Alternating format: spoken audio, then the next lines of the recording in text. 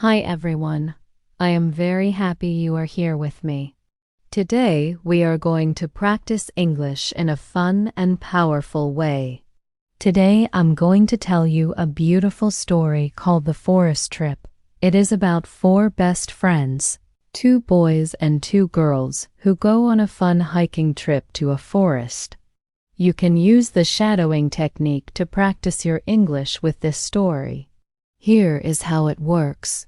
First, listen to me read the sentence. Then, repeat after me.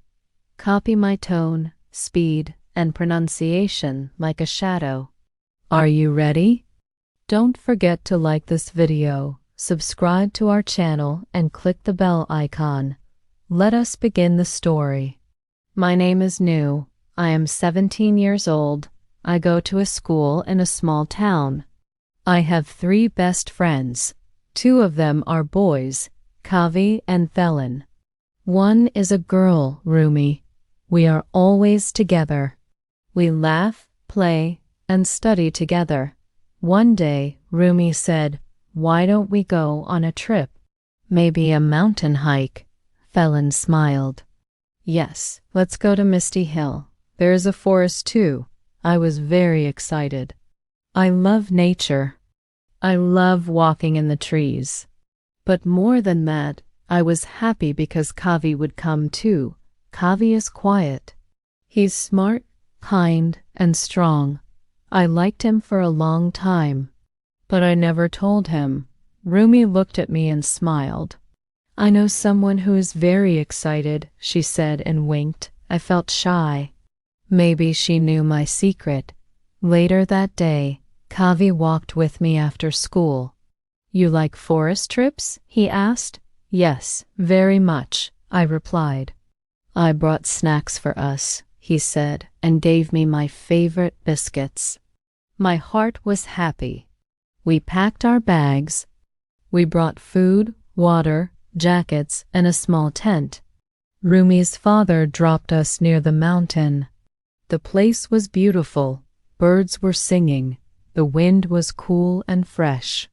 We started walking. We were laughing and singing songs. Felin took photos. Rumi danced. Kavi walked beside me carrying my bag. I looked at him and smiled. He smiled back. We walked deep into the forest. It was green and quiet. We could hear only birds and the sound of our feet. After walking for hours, we reached a small waterfall. We ate lunch there. Then Kavi said, "Let's build the tent here and rest tonight." We set up the tent. The four of us sat near a fire. We talked about school, dreams, and love. Rumi asked, "Nu, if you could marry someone from our school, who would it be?" I laughed, but my eyes looked at Kavi.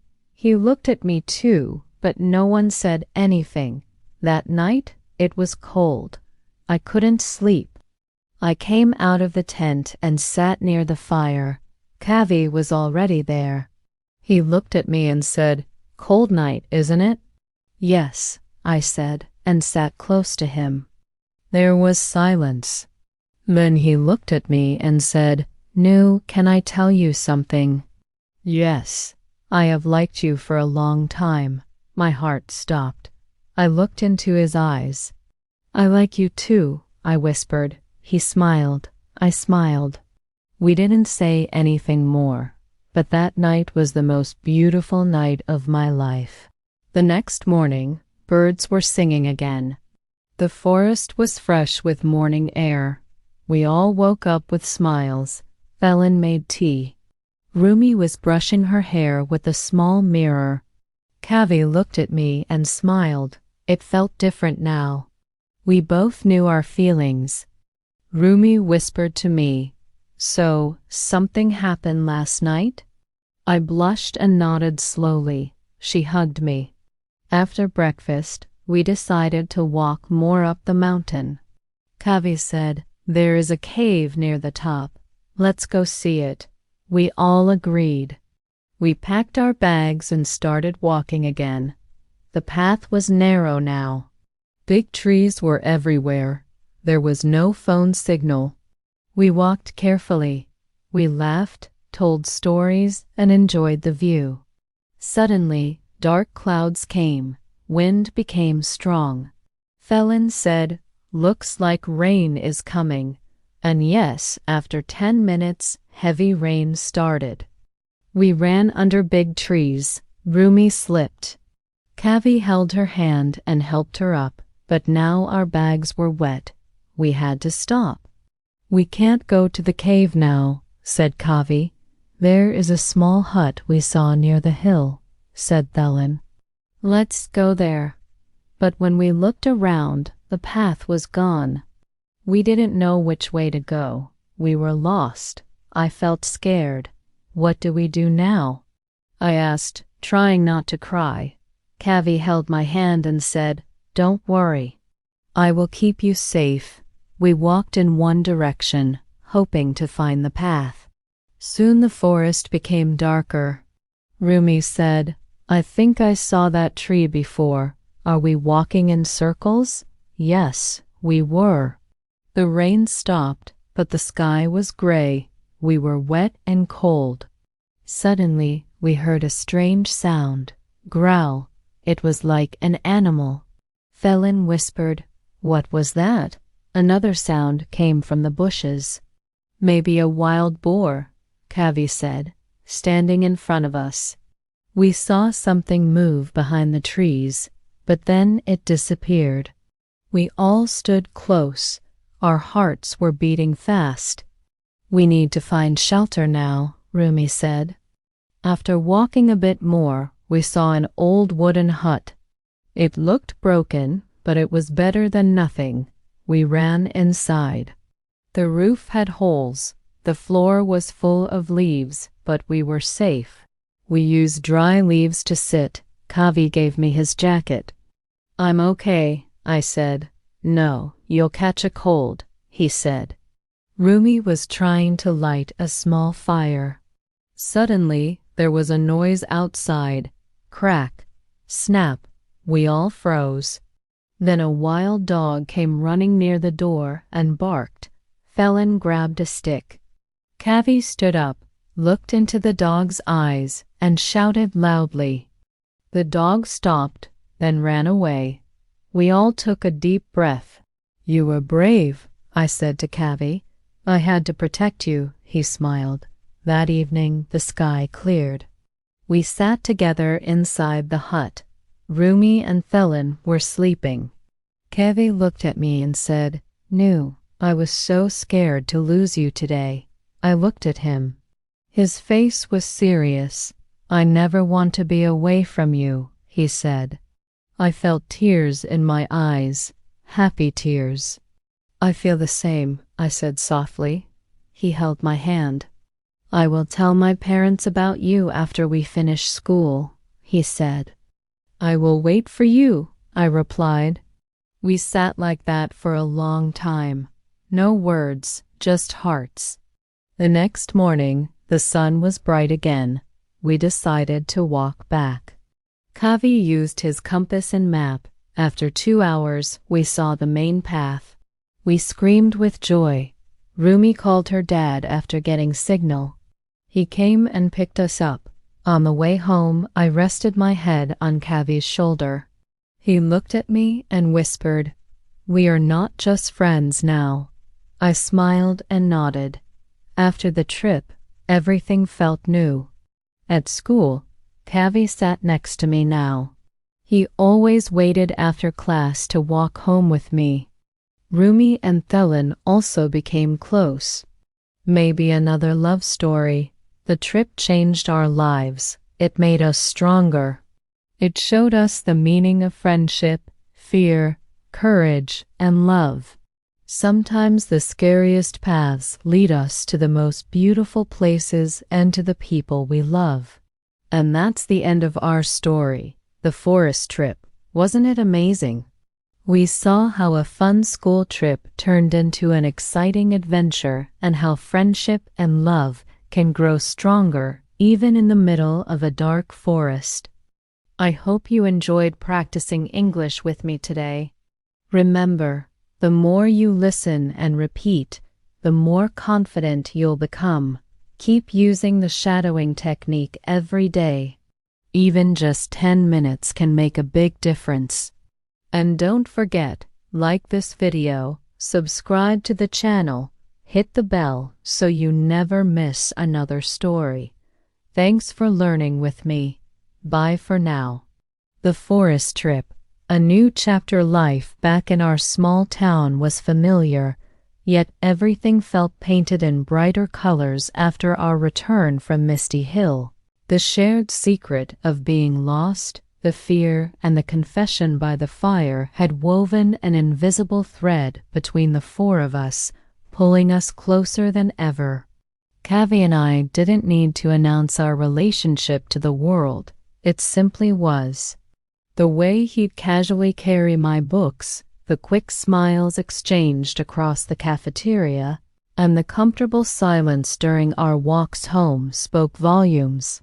Rumi, of course, was my chief confidant, demanding every sweet detail and sighing dramatically about how romantic it all was. Felin, who was always the planner, surprised us all. A week after our adventure, he gathered us at our usual spot by the old oak tree after school. That trip, it showed me we can handle anything, he began, uncharacteristically earnest. But it also showed me our phones are useless in the wild. I think we should form a proper hiking club. Learn real survival skills. First aid, navigation, shelter building. His eyes sparkled with passion. Kavi immediately nodded in agreement. That's a great idea. No more getting lost, he said, giving my hand a gentle squeeze under the table. Rumi clapped her hands. And we can design cool t-shirts. So, the Misty Hill Wanderers were born. Every Saturday, we'd meet. Felin, our de facto captain, prepared checklists. We practiced reading topographic maps in the town library, learned to identify edible berries with strict instructions never to eat anything without an expert present, and even convinced the school coach to give us a basic first aid seminar. Kavi was a natural at knot tying, his strong, careful hands looping intricate patterns. For securing the tent, he'd explain, showing me slowly, his fingers brushing against mine. Our practice sessions were filled with laughter, but underneath was a shared, serious purpose. We were no longer just kids on a hike. We were a team preparing for the next adventure. Our bond was tested sooner than expected, though not in the forest. It was during the midterm exams. The pressure was immense, and Rumi, who usually breezed through literature, found herself struggling with a complex novel analysis. She grew quiet and withdrawn, a stark contrast to her usual bubbly self. One rainy Tuesday, I found her in an empty classroom, staring blankly at a page, tears welling in her eyes. "I just don't get it," she whispered. Immediately, I texted our group, "Emergency study session at my house, now." Within 30 minutes, we were all sprawled on my living room floor. Felin, the science whiz, took over explaining the novel's historical context. Kavi, methodical and patient, helped her structure her essay. I made endless cups of tea and quizzed her on themes. We worked for hours until Rumi's confusion melted into understanding and her smile finally returned. "You guys, you're my real-life compass," she said, hugging us all. It was a different kind of being lost and found, and it cemented our belief that our friendship was our greatest survival tool. As winter approached, Kavi and I started a new tradition: weekend morning walks to a small hill on the town's edge. It wasn't Misty Hill, but it had a beautiful view of the waking town. We would talk about everything, our hopes for university, his dream of becoming an architect, my love for biology, our families. One crisp December morning, as we watched our breath fog in the cold air, he stopped walking. "No," he said, turning to face me. "That night in the forest when I told you how I felt, I was more scared than when I faced that wild dog." I laughed, but he was serious. "Because you matter more. Everything matters more now." He didn't say, "I love you" yet, but I heard it in every word, in every careful, quiet glance. I simply leaned my head against his shoulder, the same way I had in the car returning from our trip, and that was answer enough. Meanwhile, a sweet, tentative connection was blossoming between Rumi and Felin. It started with their shared leadership in the hiking club, then extended to marathon study sessions and inside jokes about Thelin's overly detailed checklists. During our club's Christmas potluck, Felin, armed with newfound courage, perhaps inspired by Kavi, asked Rumi to dance in my cramped living room as cheesy music played. She said yes, and they swayed awkwardly, grinning like fools. Kavi and I exchanged a look. We had seen it coming for weeks. Spring announced its arrival, and with it, a restless energy among the wanderers. We were proficient now. Our backpacks were expertly packed. We could use a compass blindfolded, and Thelin could build a fire with impressive speed. We decided it was time for another trip, a proper test of our skills. We chose a 2-day trail in the Green Ridge Mountains, a step up from Misty Hill. The excitement was palpable as we boarded the early morning bus, our gear neatly stowed. The first day was perfect. The trail was challenging but clear. The weather held, and we made great time setting up camp by a crystal-clear lake. We felt invincible. That night, as we sat around our well-built fire, Felin proudly presented a survival quiz. We were in the middle of debating the best way to signal for help when we heard a distant, panicked shout, followed by a dog's frantic barking. It was coming from further down the lake shore. We fell silent, the fun draining from our faces. "This wasn't part of our plan. We have to check," Kavi said, already standing. Without a word, we grabbed our first aid kits and headlamps and moved as a unit toward the sound. The beam of our lights cut through the darkness, revealing a heartbreaking scene. An elderly man, Mr. Dalton, as we later learned, was sitting on the ground, his ankle visibly swollen beside him. A worried border collie whined and licked his face. His day hike had turned disastrous with a misstep. "Are you all right, sir?" Felin asked, taking charge. Mr. Dalton was in pain but relieved to see us. "Thought I'd have to spend the night here," he grimaced. This was our moment. All our Saturdays of practice snapped into focus.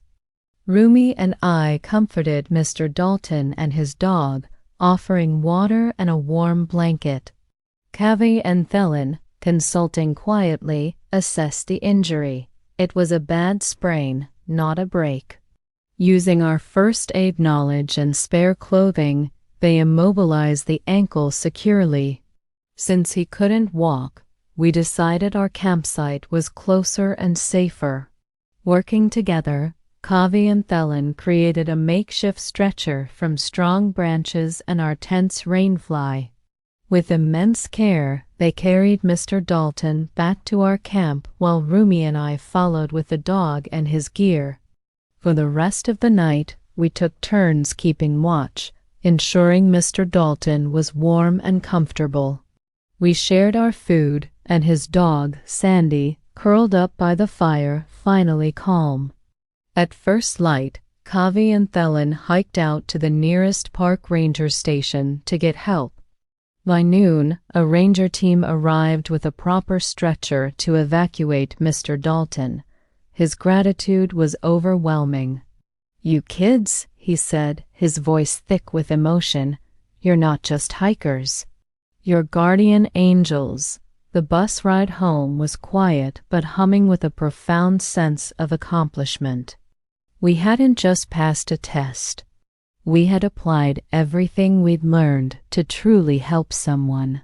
The local newspaper even did a small story on the teen hikers who saved the day, much to Thelen's embarrassed pride. Sitting in our usual spot at the oak tree weeks later, high school graduation looming on the horizon, we reflected on our journey. The forest trip had been the beginning, the spark of adventure and young love. But the path it set us on was so much richer. It led to the creation of the Wanderers, to quiet morning confessions, to study sessions that were lifelines, and ultimately to a dark lakeshore where we proved our friendship wasn't just about us. It was about the courage to help, the strength in unity, and the quiet confidence that comes from being prepared. Kavi is heading to the city for architecture school, and I'll be studying biology a few towns over. Rumi and Thelen have chosen universities close to each other. Change is coming, swift and inevitable. But as I look at my three best friends, I feel no fear, only a deep, steady certainty. We have maps, both paper and those drawn on our hearts. We have a compass that always points to each other. And we know, no matter how lost the world might sometimes seem, we have the skills, the love, and the unbreakable bond to always find our way back home, to ourselves, and to each other. Our forest trip never really ended. It just led us onto a wider, more beautiful trail.